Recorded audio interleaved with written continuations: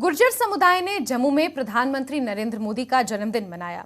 नव मनोनीत राज्यसभा सदस्य गुलाम अली खटाना के नेतृत्व में जन्मदिन मनाया गया। बता दें कि बीजेपी की ओर से गुलाम अली खटाना हाल ही में राज्यसभा सदस्य चुने गए हैं।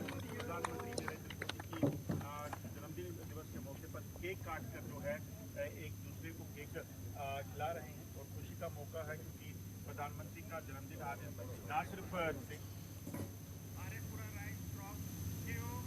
आरएसपुरा में आज सुबह तेज तूफान के कारण किसानों की फसलों को काफी नुकसान हुआ है। वहीं किसानों का कहना है कि 2 महीने से नहर का पानी किसानों को नहीं मिल पा रहा है। दूसरी तरफ सुबह तूफान के कारण उनकी फसलों को भी नुकसान पहुंचा।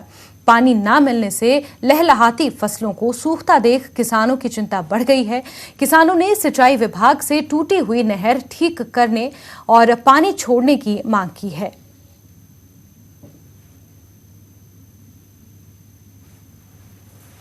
इसने कि अज बड़ा सार ही बहुत उम्मीद ही कि अज बारिश चंगी पै जाएगी, लेकिन कुदरत का है कि तूफान आया, तूफान नाल अगे पिछे चली गई। आरएसपुरा तहसील ते पता नहीं की चक्कर है कि बारिश पैंदी पैंदी निकल जाती, अगे पिछे होर ज़्यादा खबर आउंदियां ने कि बारिश पई है, इस साइड ते पई है, उधर पई है, लेकिन जिहड़ी आरएसपुरा तहसील दे विच अज कोई बारिश नहीं पई।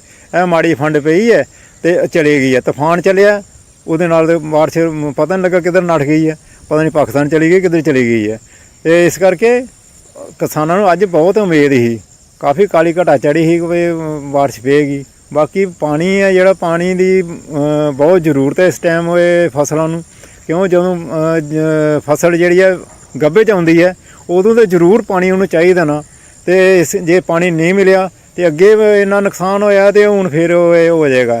देखो जी, जिमींदार इस मौके ना जिले बारिश का मौसम बनया है ना, तो जिमींदार बड़े खुश हो के बारिश पै जाएगी, लेकिन बारिश पैंदी पैंदी निकल गई। हुण जिहड़ियां देसियां मुंजियां ने उन्होंने सारा पानी लगता है, तां कि वो पानी लगेगा तो मुंजियां पकणियां। इस मौके गब्बे च फसी दी मुंजी तो नहर का पानी का कोई तवक्को नहीं कि कदों नहर बननी है। वो भी जिहड़ी डिपार्टमेंट आंदी है सर्वे लगा के चले जाती है, जां उधरों मिट्टी चुक के उधर कर देंदी है, उधरों चुक के उधर कर छड़ी कि काम लगे दा। लेकिन मैं देखिया कि नहर का पानी 4-5 महीने मुश्किल है आ सके।